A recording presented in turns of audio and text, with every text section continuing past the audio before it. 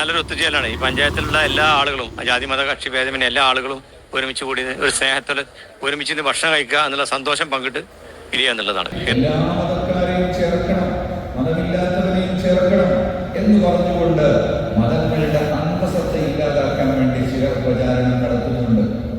ഹിന്ദുക്കൾ അവരുടെ ആരാധനാ കർമ്മങ്ങൾ നിർവഹിക്കുമ്പോൾ അതിലെല്ലാവരും കടന്നു ചെല്ലണം, അമ്പലത്തിനുള്ളിലേക്ക് ഇടിച്ചു കയറണം. ക്രിസ്ത്യാനികൾ അവരുടെ ആരാധനാ കർമ്മങ്ങൾ നിർവഹിക്കുമ്പോൾ ചർച്ചിനുള്ളിലേക്ക് എല്ലാവരും കടന്നു ചെല്ലണം.